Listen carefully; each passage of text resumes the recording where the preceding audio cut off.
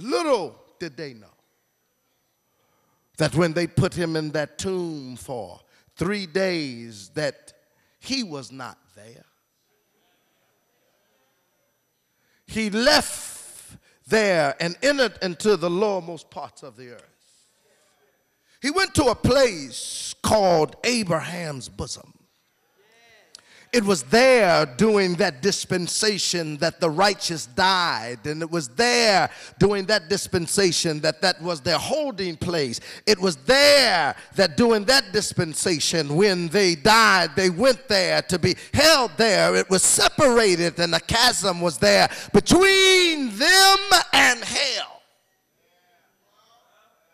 It was there that the righteous were held. It was not a permanent place. It was there that Jesus told the thief on the cross when the thief asked him, when you remember me when you come into my kingdom, it was there that Jesus had to take him first. He said, no, I can't come to my kingdom, but this day you'll be with me in paradise. You'll be with me in a temporary holding place because we're going to get out of there. You won't have to stay there long, for when he died and when they put him in that tomb, they didn't know that he was not there. He had descended. He had went down into the portals of the place called Abraham's bosom where they held the righteous dead. It was there that he set him free when he yelled out in Psalms 24, lift up your head, O ye gates, and be ye lifted up, ye everlasting doors, and the King of glory shall come in.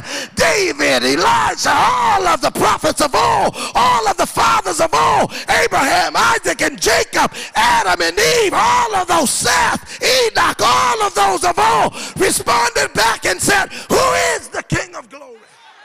And he said, the Lord strong and mighty, he is the King of glory. He went there, emptied out Abraham's bosom, went back to glory. Let captivity free.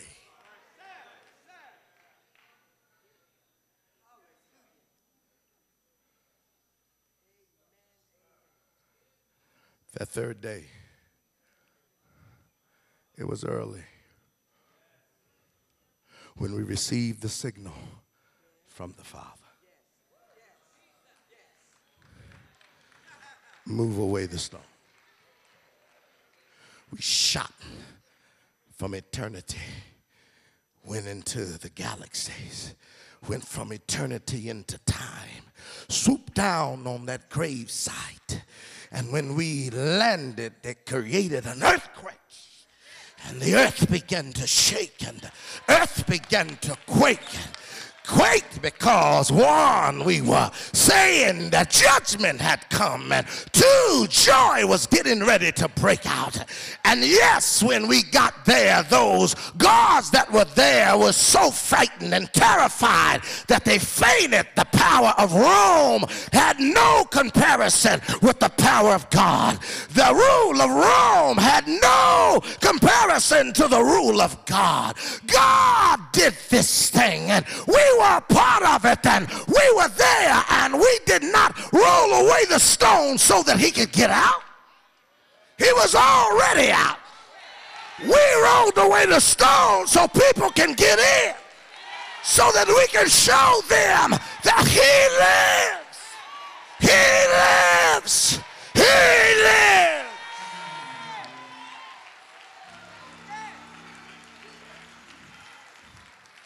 Yes, he does. He lives. And we are still trying to understand, why is it that a God would do that for people like you, and you don't even give him what's due his name?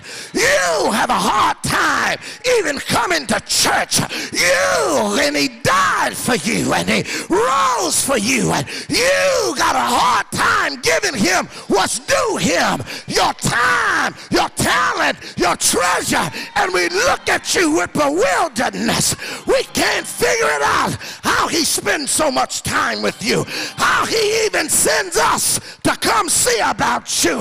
For you know we are ministering spirits unto you that are heirs of salvation. How is it that God would do it? We worship him.